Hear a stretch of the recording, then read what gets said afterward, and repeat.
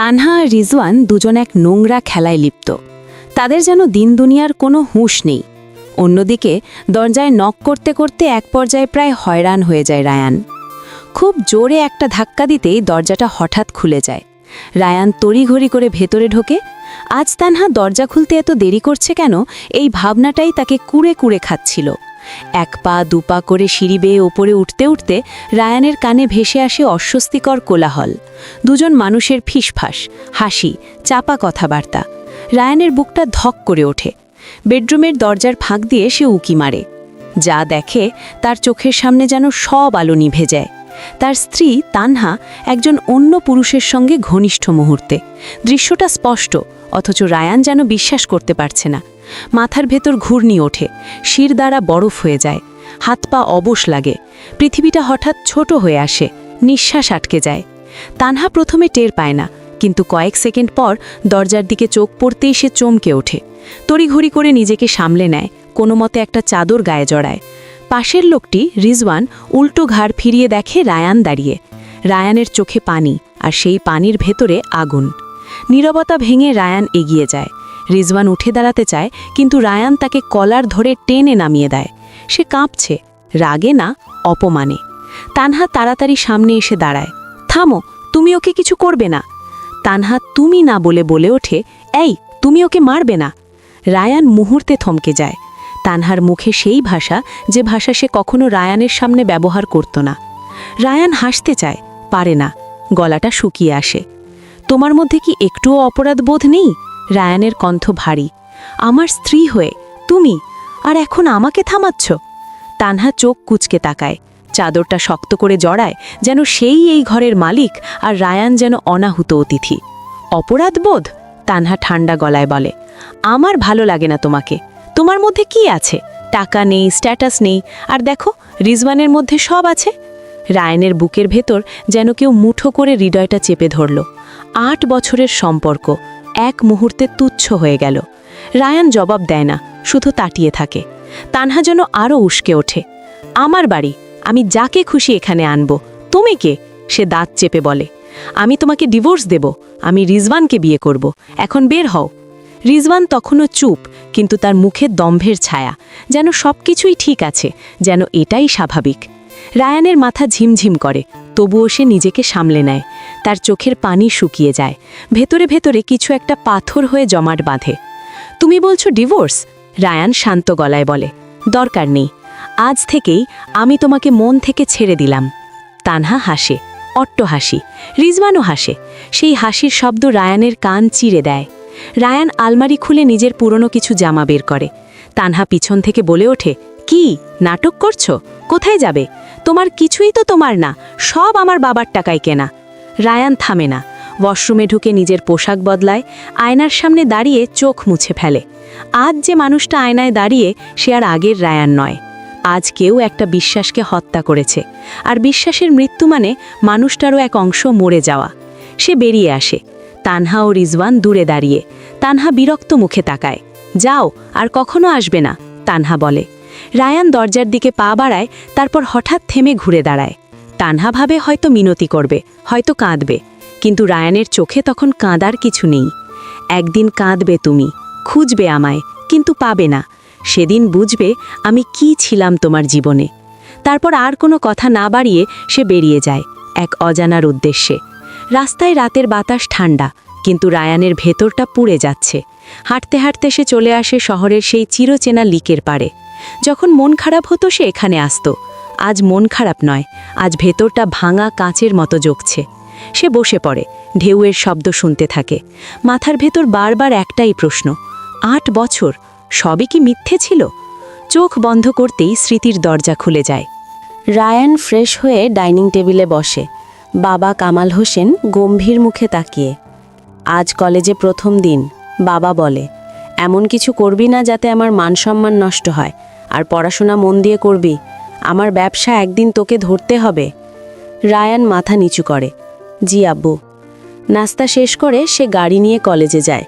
নতুন ক্লাস, নতুন মুখ।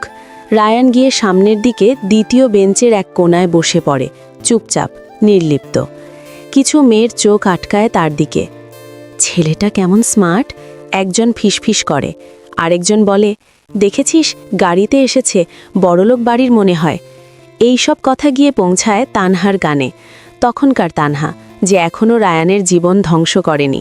সে তখন বই পড়তে ভালোবাসত, হাসত, বন্ধুত্বে উচ্ছ্বসিত ছিল, কিন্তু নিজের পছন্দের ব্যাপারে জেদি, ভীষণ জেদি।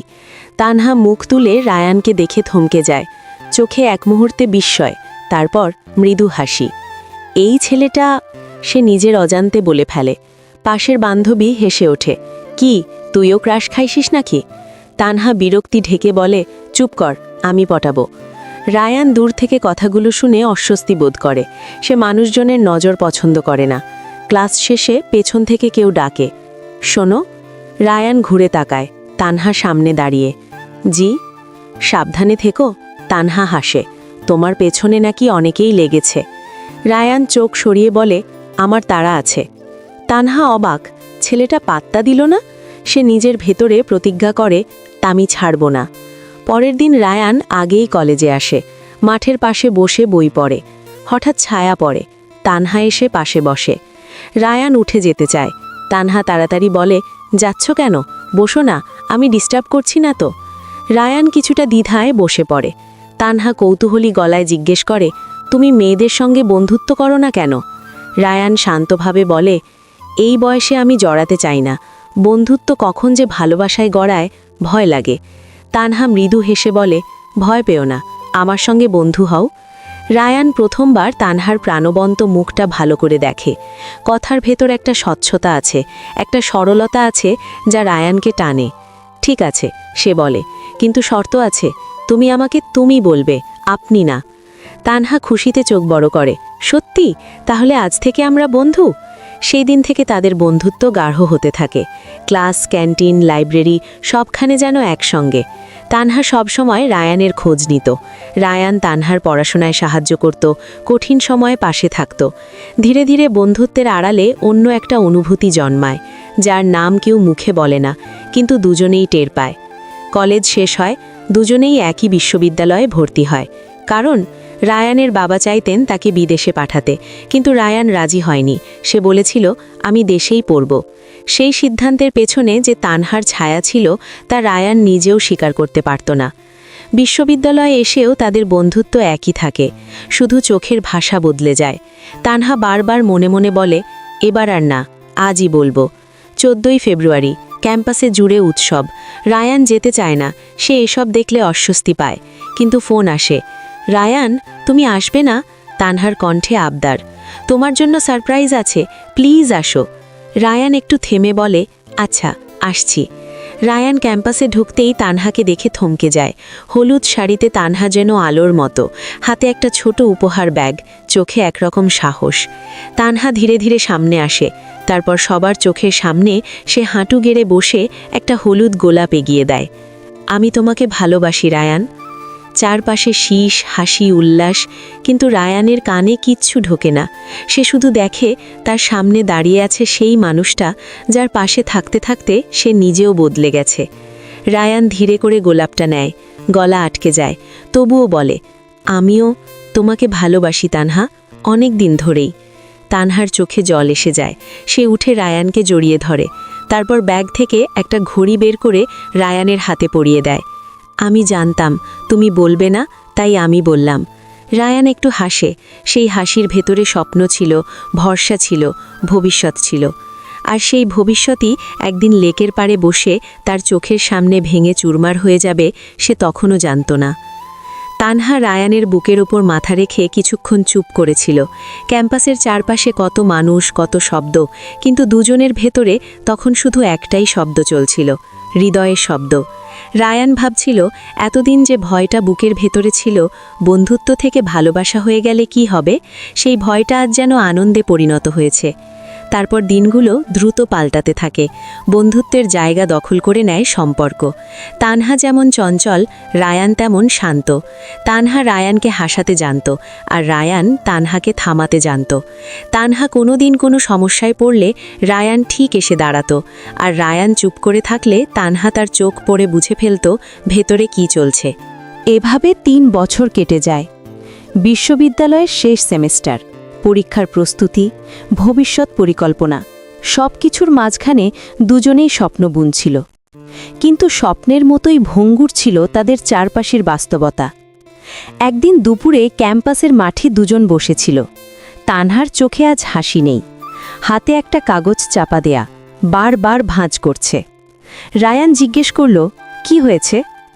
তানহা শুকনো গলায় বলল, বাবা আমার বিয়ে ঠিক করে ফেলেছে। রায়ানের বুকটা ধক করে উঠল। কার সাথে? একজন বড় ব্যবসায়ীর ছেলে, বাবার পছন্দ, বলে তোর ভবিষ্যৎ নিরাপদ হবে। তানহার চোখ ভিজে উঠল। আমি কি করব রায়ান?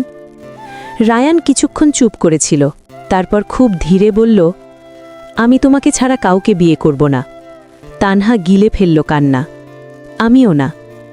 ওই সময়ই যেন আরেকটা ঝড় এসে পড়ল।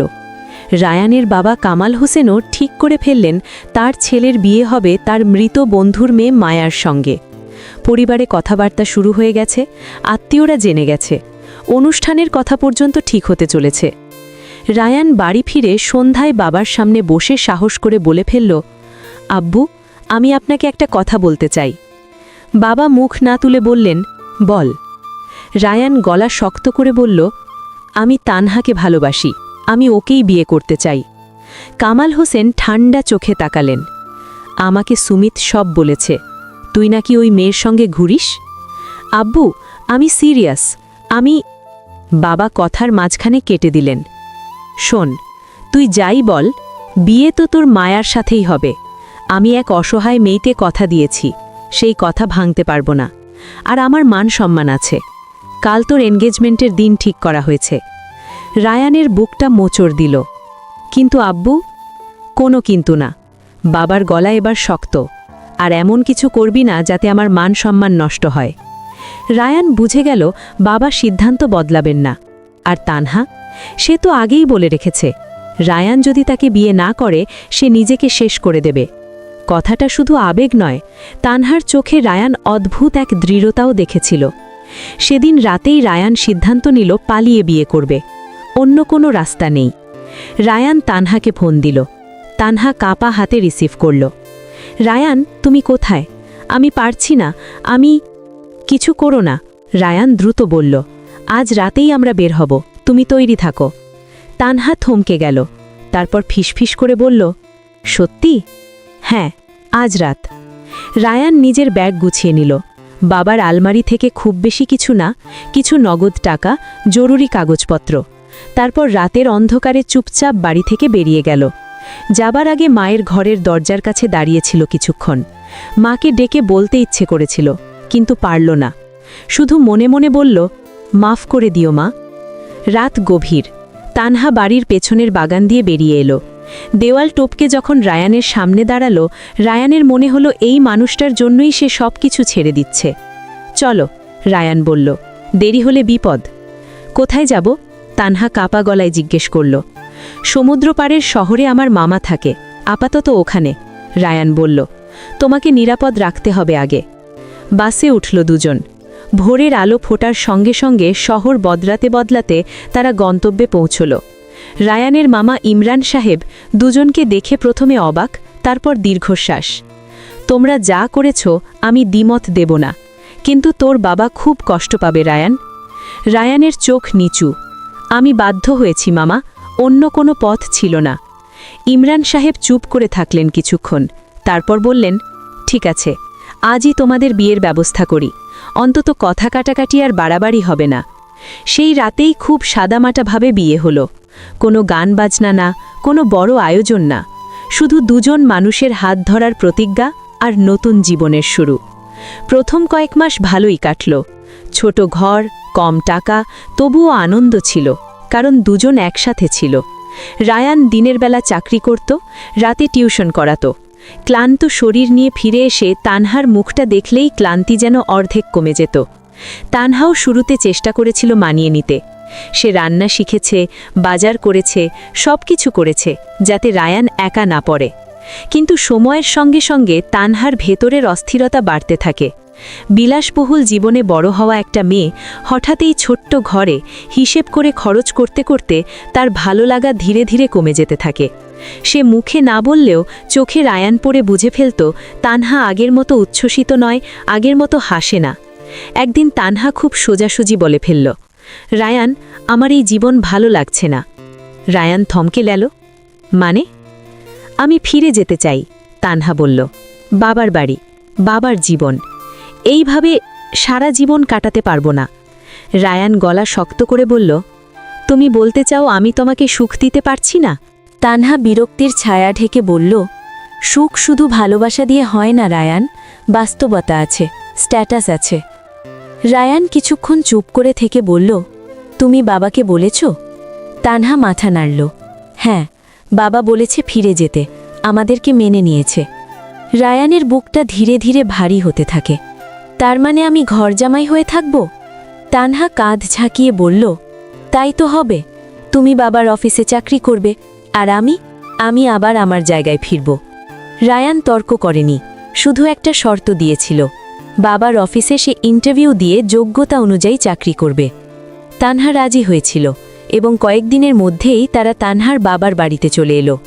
বিশাল বাড়ি, বড় গেট, ভেতরে দামি জিনিস, সব কিছু দেখে রায়ানের মনে হয়েছিল সে যেন আবার অন্য দুনিয়ায় ঢুকে পড়েছে। তানহার বাবা শওকত চৌধুরী প্রথমে কঠোর ছিলেন, কিন্তু রায়ানের ব্যবহার, কাজের আগ্রহ দেখে ধীরে ধীরে নরম হয়ে গেলেন। তিনি ভাবতেন, রায়ানের বাবা একদিন না একদিন মাফ করবে, তখন তো আমার মেয়ে আরও বড় ঘরে থাকবে। রায়ান অফিসে সাধারণ পদে কাজ শুরু করল।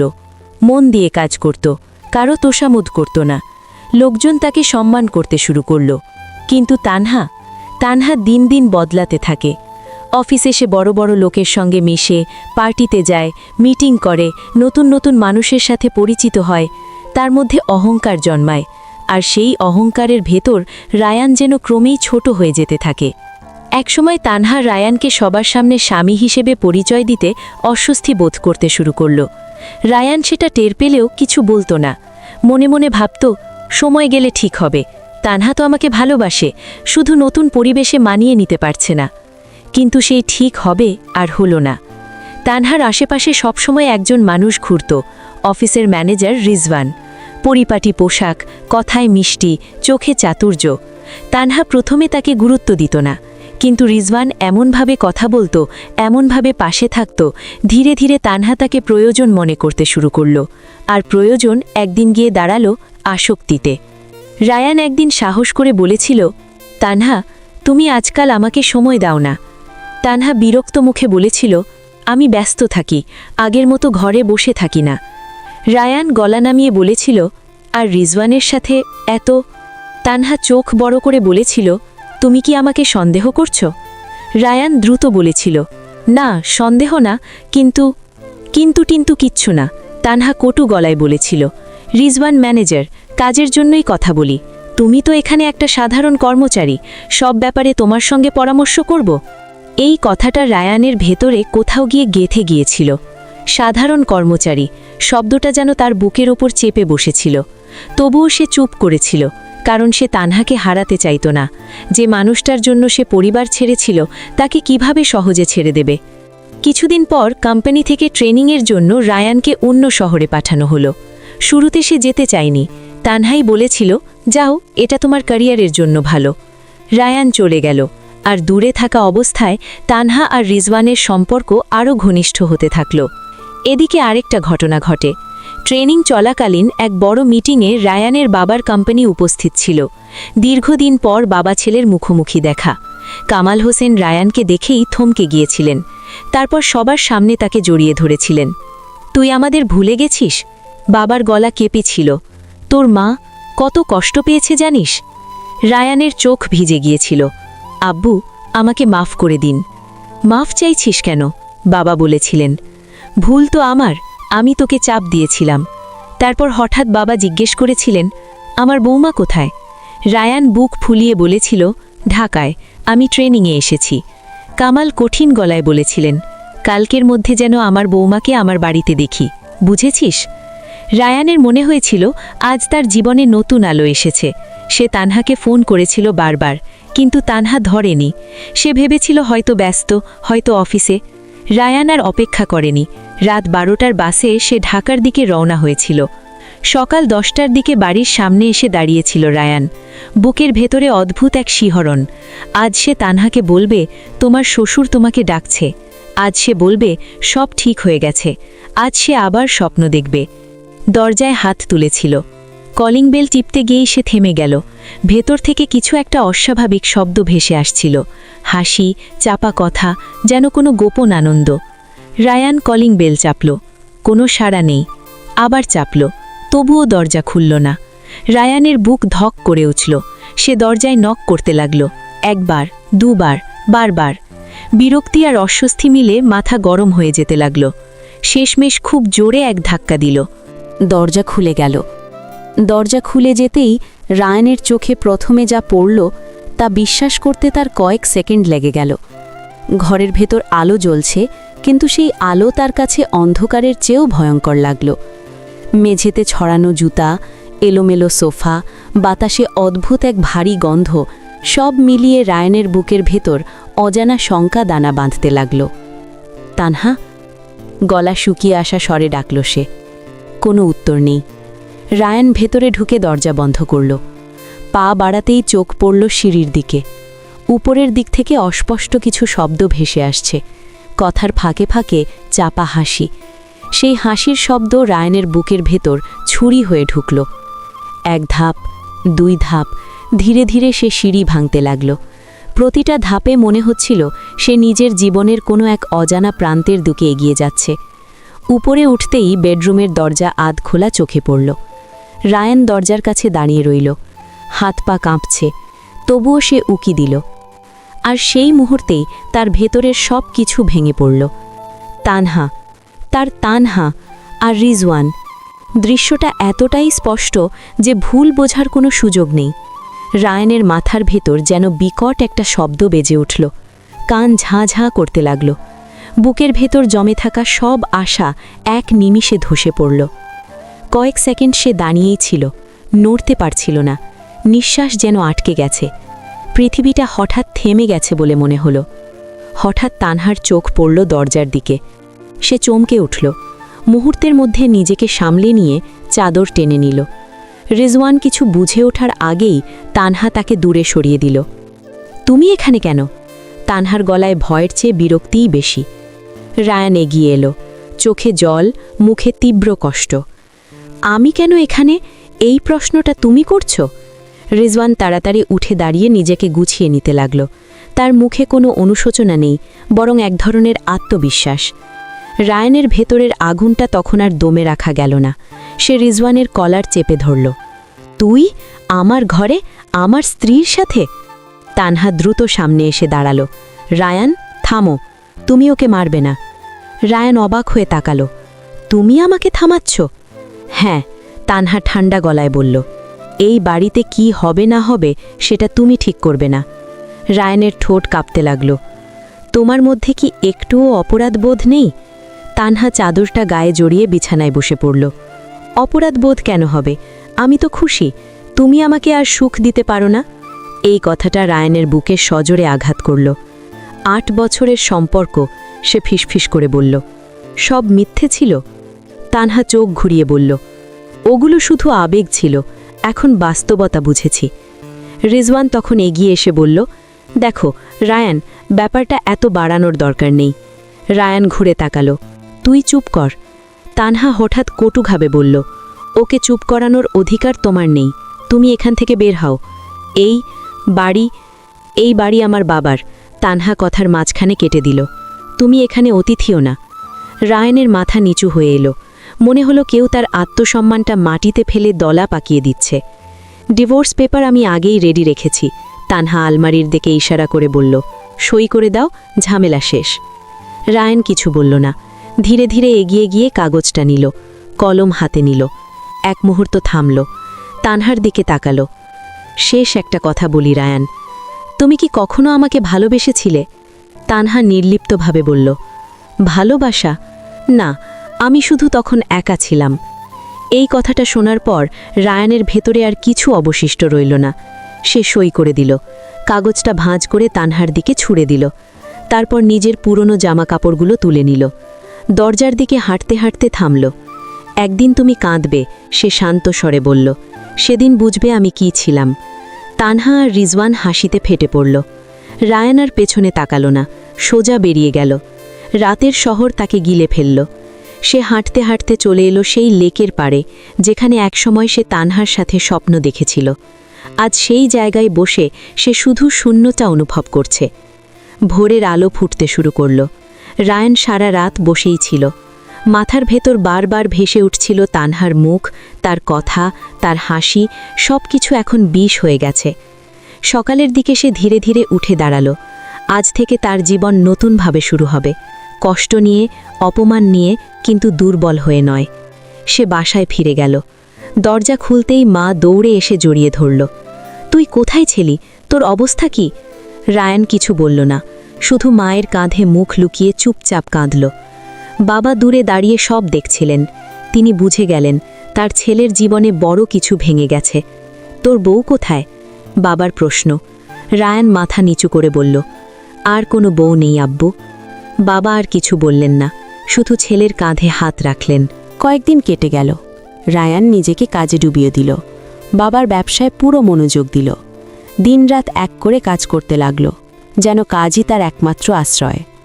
অন্যদিকে তানহা আর রিজওয়ান নতুন জীবন শুরু করেছে ভেবে আনন্দে ছিল। তানহা ভাবত সে ঠিক সিদ্ধান্তই নিয়েছে। রায়ানের মতো লেভেললেস মানুষ তার যোগ্য ছিল না। কিন্তু ভাগ্য তখনও তার হিসাব শেষ করেনি। রায়ান ধীরে ধীরে বদলে যেতে লাগল। তার চোখে আর নরম ভাব নেই, কণ্ঠে নেই দ্বিধা, সিদ্ধান্তে নেই আবেগ। সে শিখে ফেলেছে ভালোবাসা সব নয়, সম্মান তার চেয়েও বড়। একদিন অফিসে বসে কাজ করতে করতে সে জানালা দিয়ে বাইরে তাকালো। মনে হলো আজ তার ভেতরে আর আগের সেই ভাঙা মানুষটা নেই। আজ সে প্রতিজ্ঞা করল আর কাউকে কখনো তাকে ছোট করতে দেবে না। আর ঠিক সেই সময়েই অন্য এক অফিসে বসে তানহা অনুভব করল অদ্ভুত এক শূন্যতা। রিজওয়ান পাশে থাকলেও কোথাও যেন কিছু একটা নেই। সে নিজেও বুঝতে পারল না কেন হঠাৎ করে রায়ানের কথা মনে পড়ছে। কিন্তু তখন আর ফিরে যাওয়ার কোনো পথ খোলা ছিল না, কারণ কিছু দরজা একবার বন্ধ হলে আর কখনো খোলে না। রায়ান নিজের ভেতরের মানুষটাকে আর আগের মতো চিনতে পারছিল না। কয়েক মাসের ব্যবধানে সে যেন হঠাৎ করেই বড় হয়ে গেছে। বাবার ব্যবসায় সে দিন রাত এক করে কাজ করতে লাগল। আগে যেখানে সিদ্ধান্ত নিতে দ্বিধা হতো, এখন সেখানে এক মুহূর্তও নষ্ট করত না। লোকজন ধীরে ধীরে বলতে শুরু করল, কামাল হোসেনের ছেলে শুধু নামেই নয়, কাজে কর্মেও শক্ত। বাড়ির ভেতর অবশ্য নীরবতা। মা বুঝত ছেলের ভেতরে জমে থাকা কষ্টটা এখনও শুকায়নি, শুধু প্রকাশ পায় না। রায়ান রাতে ঘুমোতে গেলে জানালার পাশে দাঁড়িয়ে থাকে অনেকক্ষণ। কখনো লেকের দিকের আলো মনে পড়ে, কখনো তানহার মুখ। কিন্তু সে নিজেকে শাসন করে, যা গেছে তা গেছে। এই সময়েই কামাল হোসেন আবার বিয়ের প্রসঙ্গ তোলেন। একদিন রাতের খাবারের টেবিলে তিনি বলেন, রায়ান, মায়ার কথা মনে আছে তো? রায়ান চুপ করে থাকে। মা সাদিয়া বেগম নরম গলায় বলে, মেয়েটা এখনও অপেক্ষা করছে বাবা, তুই পালিয়ে যাওয়ার পরও সে বিয়ে করেনি। রায়ান ধীরে মাথা তোলে, আমি এখন বিয়ের জন্য প্রস্তুত নই। বাবা দীর্ঘশ্বাস ফেলেন, জানি, তবুও সময়ের একটা দরকার আছে। সারা জীবন একা থাকা যায় না। রায়ান আর তর্ক করে না, শুধু বলে, আরও কিছুদিন সময় দিন। এদিকে তানহার জীবন বাইরে থেকে যতটা ঝলমলে, ভেতরে ততটাই ফাঁপা। রিজওয়ান তাকে নিয়ে বড় বড় পার্টিতে যায়, দামি গাড়িতে ঘোরে, কিন্তু কোথাও যেন একটা অদৃশ্য দেওয়াল। তানহা বুঝতে পারে রিজওয়ান তাকে ভালোবাসে না, বরং ব্যবহার করে। তবুও সে নিজেকে বোঝায় এটাই বাস্তবতা। একদিন অফিসে তানহা লক্ষ্য করল রিজওয়ান ইদানিং ফোন লুকিয়ে কথা বলে, আগের মতো সময় দেয় না। জিজ্ঞেস করলে হাসি দিয়ে এড়িয়ে যায়। তানহার বুকের ভেতর অস্বস্তি জমতে থাকে। এই অফিসেই একসময় কাজ করত রায়ান। সেই স্মৃতিগুলো তানহাকে অকারণে তাড়া করে বেড়ায়। সে নিজেকে ঝাঁকিয়ে বলে, ভুল মানুষকে ভুলে যাও। কিন্তু ভাগ্য আবার মুখোমুখি দাঁড় করালো। এক বড় ব্যবসায়িক মিটিংয়ে 2 কোম্পানির প্রতিনিধিরা উপস্থিত। তানহা ভেবেছিল আজকের দিনটা তার জন্য গুরুত্বপূর্ণ। সে নিজের সেরাটা দিতে চেয়েছিল, কিন্তু কনফারেন্স রুমের দরজা খুলে যখন প্রতিনিধি দল ঢুকল, তার চোখ আটকে গেল এক মুখে। রায়ান, কালো স্যুটে, শান্ত চোখে, আত্মবিশ্বাসী ভঙ্গিতে, যেন সেই আগের মানুষটাই নয়। এক মুহূর্তের জন্য তানহার শ্বাস আটকে গেল। রায়ানও তাকে দেখল, চোখে কোনো চমক নেই, কোনো প্রতিক্রিয়া নেই, যেন তানহা একজন অপরিচিত। মিটিং চলল, রায়ান পরিষ্কার, দৃঢ়ভাবে কথা বলল, প্রেজেন্টেশন দিল, সবাই মুগ্ধ। তানহা একটাও শব্দ ঠিকমতো শুনতে পারছিল না। তার মাথার ভেতর শুধু একটাই প্রশ্ন ঘুরছে, এতটা বদলে গেল কিভাবে? মিটিং শেষে সবাই হাত মেশাচ্ছে। তানহা দ্বিধা নিয়ে এগিয়ে গেল। রায়ান? রায়ান ভদ্রতার হাসি দিল। জি? এই জি শব্দটা তানহার বুকে কাঁটা হয়ে বিঁধল। কেমন আছো? সে জিজ্ঞেস করল। ভালো, রায়ান সংক্ষিপ্ত উত্তর দিল। আপনি? আপনি। এই এক শব্দে তানহার ভিতরে সব ভেঙে পড়ল। তবুও সে নিজেকে সামলে বলল, ভালোই। রায়ান আর কথা বাড়াল না, সোজা বেরিয়ে গেল, পেছনে তাকালও না। তানহা চেয়ারে বসে পড়ল। তার মনে হলো এই প্রথম সে সত্যিই কিছু হারিয়েছে। সেদিন রাতে রিজওয়ানের সাথে তার ঝগড়া হয়। তানহা প্রশ্ন করে, তুমি আমাকে সময় দাও না কেন? রিজওয়ান বিরক্ত হয়ে বলে, আমি ব্যস্ত থাকি, সব সময় তোমাকে নিয়ে বসে থাকব। এই কথাটা তানহা আগে রায়ানকে বলেছিল, আজ সেটাই তার কানে ফিরে এলো। নিজের মুখে বলা শব্দ অন্যের মুখে শুনে কেমন লাগে সে আজ বুঝল। দিনের পর দিন রিজওয়ানের আচরণ বদলাতে থাকল। একদিন সে হঠাৎ বলল, তানহা, আমাদের সম্পর্কটা একটু হালকা রাখাই ভালো। মানে? তানহার গলা কাঁপে। রিজওয়ান কাঁধ ছাকিয়ে বলে, তুমি তো এখনো লিগেলি ফ্রি না, ঝামেলা চাই না। তানহার মাথা ঘুরে গেল। তুমি আমাকে ব্যবহার করেছ? রিজওয়ান হাসল। এত সিরিয়াস নিও না, লাইফ ইজ প্র্যাকটিক্যাল। সেদিন তানহা একা একা অনেক কেঁদেছিল। ফোন তুলে রায়ানকে কল করতে চেয়েছিল, তারপর নাম্বারটা দেখে থেমে গিয়েছিল। যে অধিকার সে নিজেই ছুঁড়ে ফেলেছে তা দিয়ে আবার কিভাবে ডাকবে? এদিকে রায়ানের জীবনে নতুন অধ্যায়ের আভাস। মায়া আবার তাদের বাড়িতে আসা যাওয়া শুরু করেছে। শান্ত, ভদ্র, সংযত। রায়ানের কষ্টের কথা সে জানে, কিছু জিজ্ঞেস করে না, শুধু পাশে থাকে। একদিন সন্ধ্যায় ছাদে দাঁড়িয়ে রায়ান হঠাৎ বলে, মায়া, আমি এখনো পুরোপুরি ঠিক হয়ে যাইনি। মায়া মৃদু হেসে বলে, আমি জানি, তাই তো অপেক্ষা করছি। এই কথাটা রায়ানের বুকের ভেতর আলাদা করে নাড়া দিল। ভালোবাসা যে জোর করে হয় না, সে আজ বুঝতে পারল। কয়েক সপ্তাহ পর খবর এলো, তানহার বাবার ব্যবসায় বড়সড় সমস্যা। শেয়ার পড়ে গেছে, কিছু ডিল ভেঙে গেছে। রিজওয়ান নাকি হঠাৎ চাকরি ছেড়ে দিয়েছে। অফিসে গুঞ্জন, সে ভেতরের তথ্য বাইরে পাচার করেছে। তানহা বাবার সামনে দাঁড়িয়ে আছে। বাবার চোখে হতাশা, রাগ আর ভাঙা বিশ্বাস। তোর পছন্দের লোকটা আমাদের সর্বনাশ করে দিল, তিনি বলেন। তানহা মাথা নিচু করে থাকে। তার মনে পড়ে যায় একদিন রায়ান তাকে সতর্ক করেছিল, রিজওয়ানকে বিশ্বাস করো না। সে তখন হেসে উড়িয়ে দিয়েছিল। আজ সেই হাসির কোনো মানে নেই। এক রাতে তানহা একা বসে পুরনো ছবিগুলো দেখে। রায়ানের সাথে তোলা ছবি, ক্যাম্পাসের স্মৃতি, লেকের পার। চোখ ভিজে আসে। সে ফিসফিস করে বলে, ভুল করেছি। কিন্তু সময় আর মানুষ দুটোই পিছনে ফেরে না। অন্যদিকে রায়ান এক নতুন সিদ্ধান্ত নেয়। বাবাকে সে বলে, আব্বু, আমি মায়াকে বিয়ে করতে রাজি, তবে ধীরে, নিজের মতো করে। কামাল হোসেন খুশিতে ছেলেকে জড়িয়ে ধরেন। মা চোখ মুছতে মুছতে বলে, আল্লাহ তোকে সুখী করুক। রায়ান জানে এই সুখটা সহজে আসেনি। বিশ্বাস ভাঙার পর বিশ্বাস গড়তে সময় লাগে। সে ধীরে ধীরে এগোতে চায়। আর সেই ধীর গতিতেই ভাগ্যের চাকা আবার তানহাকে নিয়ে ঘুরতে শুরু করে আরও গভীর অন্ধকারের দিকে। কারণ কিছু ভুলের খেসারত মানুষকে সুদে আসলে দিতে হয়। তানহার জীবনে অন্ধকারটা এবার আর আড়াল করে রাখার মতো কিছু ছিল না। বাবার ব্যবসার অবস্থা দিনে দিনে খারাপ হতে লাগল। ব্যাংক থেকে নোটিশ আসছে, পুরনো পার্টনাররা মুখ ফিরিয়ে নিচ্ছে। যেই মানুষটা একসময় ক্ষমতা আর টাকার জোরে সবার মাথার ওপর ছিল, আজ সেই বাবার কাঁধ নুয়ে পড়ছে। এই দৃশ্য তানহাকে ভিতর থেকে ভেঙে দিচ্ছিল। এক সন্ধ্যায় তানহা বাবার ঘরে ঢোকে। শওকাত চৌধুরী চেয়ারে বসে আছেন, সামনে কাগজপত্র ছড়ানো। চোখে ক্লান্তি, মুখে হতাশা। বাবা, তানহা ডাক দেয়। হ্যাঁ? তানহা কিছুক্ষণ চুপ করে থেকে বলে, সব কিছু কি ঠিক হয়ে যাবে? বাবা দীর্ঘশ্বাস ফেলেন। জানি না মা, অনেক বড় ভুল করেছি, মানুষ চিনতে পারিনি। এই কথাটা তানহার বুকের ভেতর আরও গভীর ক্ষত তৈরি করে। মানুষ চিনতে না পারা এই দোষটা তো তারও নিজেরও। এরই মধ্যে রিজওয়ানের আসল রূপ ধীরে ধীরে সবার সামনে পরিষ্কার হতে থাকে। জানা যায় সে শুধু এই কোম্পানিতেই নয়, আরও কয়েকটা জায়গায় একই কাজ করেছে। তথ্য চুরি, গোপন ডিল, বিশ্বাসঘাতকতা সবকিছুই পরিকল্পিত। পুলিশি তদন্ত শুরু হয়। রিজওয়ান হঠাৎ উধাও। একদিন তানহা একা একা তার পুরনো বাসায় যায়। সেই ঘর যেখানে একসময় রায়ানের সাথে স্বপ্ন দেখেছিল, এখন ঘরটা ফাঁকা, নির্জীব। দেয়ালে ঝুলে থাকা একটা পুরনো ঘড়ির দিকে তাকিয়ে সে ফিসফিস করে বলে, তুমি ঠিকই বলেছিলে রায়ান। কিন্তু তখন আর শোনার কেউ নেই।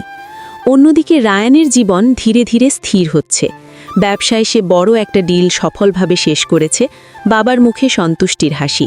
অফিসে সবাই তাকে সম্মান করে। সে এখন আর নিজের যোগ্যতা নিয়ে সন্দেহ করে না। মায়ার সাথে তার সম্পর্কও ধীরে ধীরে গভীর হচ্ছে। খুব বেশি কথা নয়, খুব বেশি আবেগ নয়, একটা শান্ত বোঝাপড়া। মায়া কখনো রায়ানের অতীত নিয়ে প্রশ্ন করে না। সে জানে কিছু ক্ষত শব্দে নয়, নীরবতায় সারাতে হয়। একদিন বিকেলে রায়ান অফিস থেকে ফিরছিল। হঠাৎ ফোনে একটা অচেনা নাম্বার। হ্যালো। ওপাশ থেকে কাপা কণ্ঠ। রায়ান, আমি তানহা। রায়ানের হাত এক মুহূর্তের জন্য থেমে গেল। তারপর খুব শান্ত স্বরে বলল, বলুন। এই বলুন শব্দটা তানহার চোখে জল এনে দিল। আমি তোমার সাথে একটু কথা বলতে চাই। তানহা বলল। এখন নয়। রায়ান সংক্ষেপে উত্তর দিল, আমার ব্যস্ততা আছে। ফোন কেটে গেল। তানহা মোবাইলটা বুকে চেপে ধরল। এই প্রথম সে বুঝল অবহেলা কাকে বলে। কয়েকদিন পর শওকত চৌধুরী স্ট্রোক করেন হঠাৎ করে। হাসপাতালে ভর্তি করা হয়। তানহা দিশেহারা হয়ে পড়ে।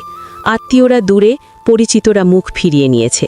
একসময় যাদের দরজায় সে ফোন করত, আজ কেউ ফোন ধরছে না। শেষমেশ তানহার মাথায় একটাই নাম আসে, রায়ান। হাত কাঁপতে কাঁপতে সে আবার কল দেয়। রায়ান, বাবা খুব অসুস্থ। আমি একা। আমি জানি আমার কোনো অধিকার নেই, তবু প্লিজ। ওপাশে কিছুক্ষণ নীরবতা। তারপর রায়ানের গলা শোনা যায়, আগের মতোই শান্ত। কোন হাসপাতাল? এই দুই শব্দে তানহা ভেঙে পড়ে। Central medical. রায়ান ফোন কেটে দেয়। কিছুক্ষণ চুপ করে বসে থাকে। মায়া পাশে এসে দাঁড়ায়। কিছু হয়েছে? মায়া জিজ্ঞেস করে। রায়ান তাকিয়ে বলে, একটা মানুষ খুব অসুস্থ, সাহায্য দরকার। মায়া কিছু না জিজ্ঞেস করে শুধু বলে, চলো। হাসপাতালে পৌঁছে রায়ান সব ব্যবস্থা করে দেয়। বিল, ডাক্তার, কেবিন, সব। সে কোনো নাটক পড়ে না, কোনো অভিযোগও নয়, শুধু প্রয়োজনীয় কাজগুলো করে। তানহা দূরে দাঁড়িয়ে সব দেখছিল। চোখে বিস্ময়, অপরাধবোধ আর কৃতজ্ঞতা একসাথে। ধন্যবাদ, সে ফিসফিস করে বলে। রায়ান তাকিয়ে বলে, মানুষ হিসেবে করেছি, এর বেশি কিছু না। এই কথাটা তানহার বুকের ভেতর ছুরি হয়ে ঢোকে। শওকত চৌধুরী কিছুটা সুস্থ হলে রায়ান তার কাছে যায়। বৃদ্ধ লোকটা চোখ মেলে তাকান। তুমি? তিনি ধীরে বলেন, তোমার সাথে আমি অন্যায় করেছি। রায়ান মাথা নাড়ে। সব অতীত।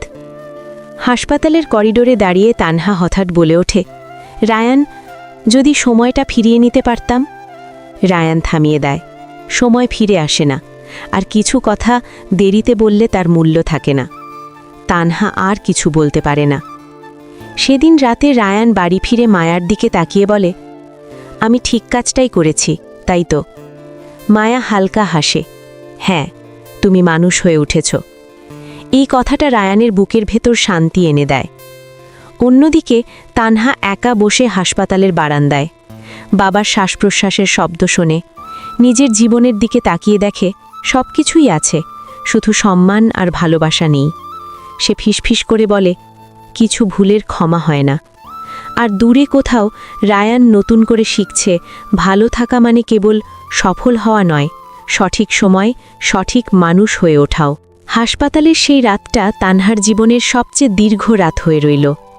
বাবার শ্বাস প্রশ্বাসের শব্দ, মনিটরের টিকটিক, সবকিছু মিলিয়ে তার বুকের ভেতর এক অজানা ভয় জমেছিল। চোখ বুঝলেই ভেসে উঠছিল রায়ানের মুখ, তার শান্ত চোখ, সংযত কণ্ঠ। যেই মানুষটাকে সে একদিন তুচ্ছ করে দূরে ঠেলে দিয়েছিল, আজ সেই মানুষটাই নীরবে তার পাশে দাঁড়িয়েছে, কোনো অভিযোগ ছাড়াই। ভোরের দিকে শওকত চৌধুরীর জ্ঞান ফেরে। চোখ মেলে চারপাশ দেখে তিনি কাঁপা কণ্ঠে বলেন, তানহা, আমি কোথায়? হাসপাতালে বাবা, তুমি এখন ভালো আছো। শওকত চৌধুরী চোখ ঘুরিয়ে দেখেন ঘরে রায়ান দাঁড়িয়ে। কিছুক্ষণ চুপ করে থেকে বলেন, তুমি এখনও এখানে? রায়ান শান্তভাবে উত্তর দেয়, ডাক্তার বলেছেন আজ সারাদিন অবজারভেশনে রাখতে হবে, তাই আছি। বৃদ্ধ লোকটার চোখ ভিজে আসে। আমি জীবনে অনেক ভুল করেছি, তিনি ধীরে বলেন। সবচেয়ে বড় ভুলটা ছিল মানুষ চিনতে না পারা। রায়ান কিছু বলে না। তার কাছে এই স্বীকারোক্তি এখন আর বিজয় নয়, শুধু বাস্তবতা। কয়েকদিনের মধ্যে শওকত চৌধুরী হাসপাতাল থেকে ছাড়া পান। তবে ব্যবসার অবস্থা আরও খারাপ হয়ে যায়। একের পর এক সম্পত্তি বিক্রি করতে হয়। তানহা বাবার পাশে দাঁড়িয়ে সব সামলানোর চেষ্টা করে, কিন্তু অভিজ্ঞতার অভাব আর মানসিক চাপ সব মিলিয়ে সে ভেঙে পড়ছে। এই সময়ই রিজওয়ানের বিরুদ্ধে গ্রেপ্তারির পরোয়ানা জারি হয়। খবর আসে সে দেশের বাইরে পালাতে গিয়ে ধরা পড়েছে। তার বিরুদ্ধে প্রতারণা, অর্থ পাচার সহ একাধিক অভিযোগ। তানহা খবরটা শুনে চুপ করে বসে থাকে। অদ্ভুতভাবে তার ভেতরে কোনো প্রতিশোধের আনন্দ নেই, শুধু শূন্যতা। এক সন্ধ্যায় তানহা সাহস করে রায়ানের অফিসে যায়। সিকিউরিটি তাকে চিনে ভেতরে ঢুকতে দেয়। কাঁচের দেওয়ালের ওপাশে রায়ান ফাইল দেখছে। আগের মতোই ব্যস্ত, আগের মতোই স্থির। আমি কি একটু কথা বলতে পারি? তানহা দরজায় দাঁড়িয়ে বলে। রায়ান মাথা তোলে। কিছুক্ষণ তাকিয়ে থেকে বলে, 5 মিনিট। এই 5 মিনিটের ভেতর তানহার বুকের ভেতর জমে থাকা কত কথা যে ছিল সে নিজেও জানত না।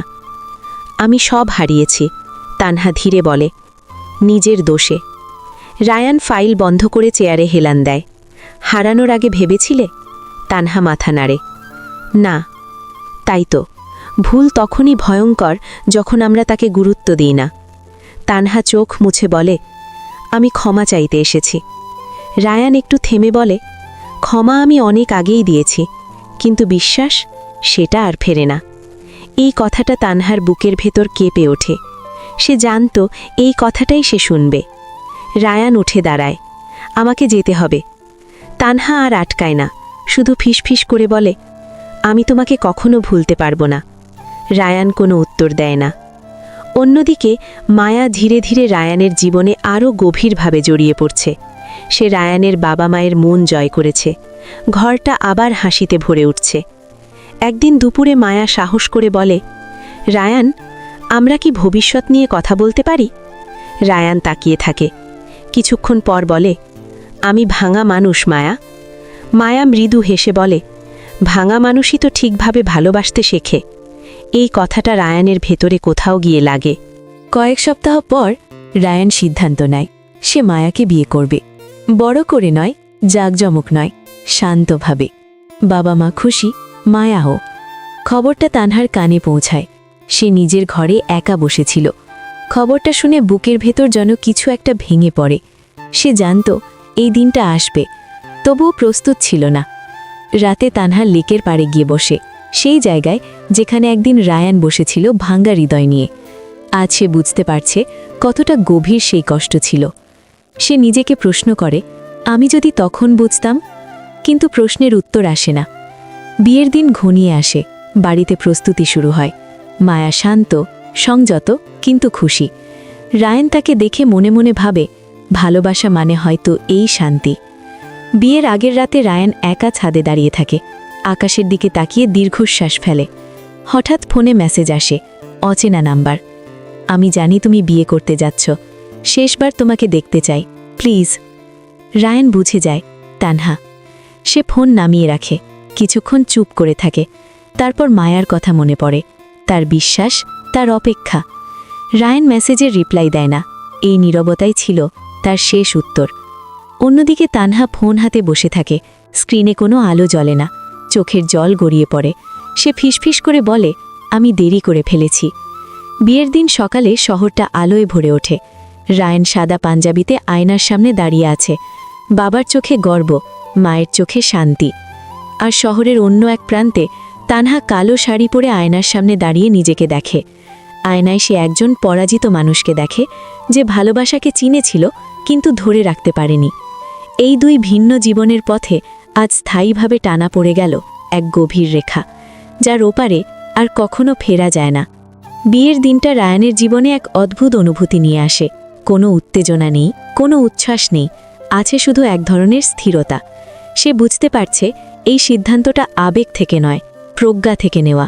মায়া পাশে বসে আছে, চুপচাপ, শান্ত, চোখে অদ্ভুত এক ভরসা।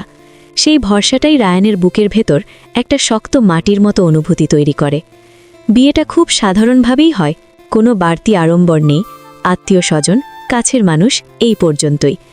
যখন কাজী সাহেব কবুল বলাতে বলেন, রায়ান এক মুহূর্তের জন্য চোখ বন্ধ করে, ভেতরের মানুষটার সাথে শেষবারের মতো কথা বলে নেয়। তারপর দৃঢ় কণ্ঠে বলে, কবুল। মায়ার চোখ ভিজে ওঠে, কিন্তু সে কাঁদে না।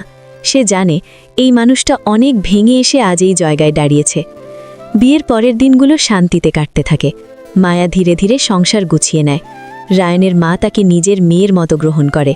বাড়িটা আবার হাসিতে ভরে ওঠে। রায়ান অফিসে যায়, ফিরে এসে মায়ার বানানো চা খায়। এই ছোট ছোট মুহূর্তগুলোই এখন তার কাছে সবচেয়ে বড় প্রাপ্তি। কিন্তু শহরের অন্য এক প্রান্তে তানহার জীবন দ্রুত অন্ধকারের দিকে এগিয়ে যাচ্ছে। রিজওয়ান গ্রেফতার হওয়ার পর তদন্ত আরও গভীর হয়। একে একে বেরিয়ে আসে তার সব কুকর্ম। তদন্তের তালিকায় তানহার নামও আসে, সরাসরি অপরাধী হিসেবে নয়, কিন্তু সহযোগী হিসেবে। পুলিশ জিজ্ঞাসাবাদের জন্য তাকে ডাকে। তানহা থানার বেঞ্চে বসে আছে, চারপাশে অপরিচিত মুখ, কড়া দৃষ্টি। এক অফিসার প্রশ্ন করে, আপনি কি জানতেন রিজওয়ান এসব করছিল? তানহা মাথা নিচু করে বলে, না, আমি জানতাম না। অফিসার ঠান্ডা গলায় বলে, কিন্তু আপনার সাইন করা কিছু কাগজে তার সুবিধা হয়েছে। তানহার হাত কাঁপতে থাকে। সে বুঝতে পারে অন্ধবিশ্বাস কতটা ভয়ঙ্কর হতে পারে। শেষ পর্যন্ত প্রমাণের অভাবে সে বড় শাস্তি থেকে বেঁচে যায়, কিন্তু তার সম্মান, তার সামাজিক অবস্থান সব শেষ হয়ে যায়। মিডিয়ায় খবর বের হয়, পরিচিতরা দূরে সরে যায়। যাদের সাথে একসময় পার্টিতে হাসত, আজ তারা ফোন ধরতেও চায় না। শওকত চৌধুরীর শরীরও ধীরে ধীরে ভেঙে পড়ছে। স্ট্রোকের পর তিনি আর আগের মতো শক্ত নন। একদিন রাতে তানহাকে ডেকে বলেন, মা, আমি বেশি দিন বাঁচব না। তানহা আতকে ওঠে, এমন কথা বলো না বাবা। বাবা মৃদু হাসেন, আমি শুধু চাই তুই নিজের জীবনটা ঠিক কর। তানহার চোখ দিয়ে জল পড়ে। সে জানে তার জীবনের সবচেয়ে বড় ভুলটা সে নিজেই করেছে। একদিন হঠাৎ তানহা রায়ানের বাড়ির সামনে এসে দাঁড়ায়। অনেকক্ষণ গেটের বাইরে দাঁড়িয়ে থাকে। ভেতর থেকে হাসির শব্দ আসে, মায়ার কণ্ঠ, রায়ানের কণ্ঠ। সে গেটের ভেতরে ঢোকার সাহস পায় না। ঠিক সেই সময় মায়া গেটের কাছে আসে। তানহাকে দেখে থমকে যায়। আপনি? মায়া অবাক হয়ে বলে। তানহা মাথা নিচু করে, আমি শুধু রায়ানকে একবার দেখতে এসেছিলাম।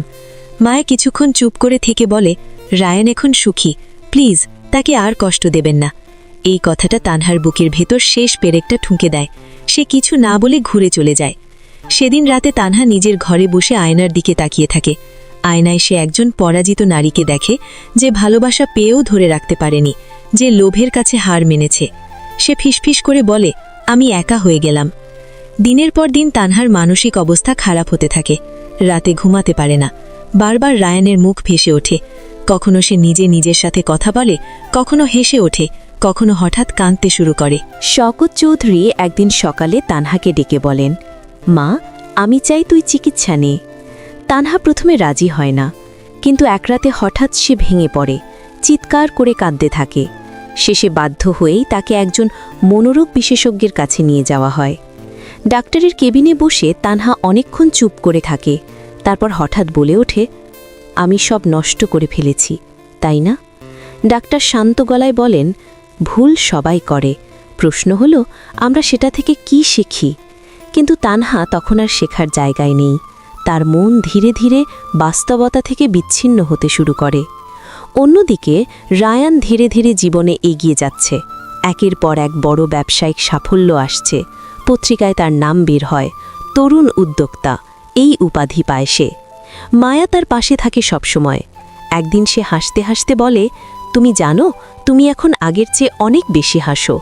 রায়ান থেমে বলে, কারণ এখন আমাকে নিজের প্রমাণ দিতে হয় না। এই কথাটার ভেতরেই ছিল তার জীবনের সার কথা। কিন্তু ভাগ্য তখনও তানহার জন্য তার শেষ হিসাব লিখে ফেলেনি। এক রাতে তানহা হঠাৎ ঘর থেকে বেরিয়ে পড়ে, কেউ টের পায় না।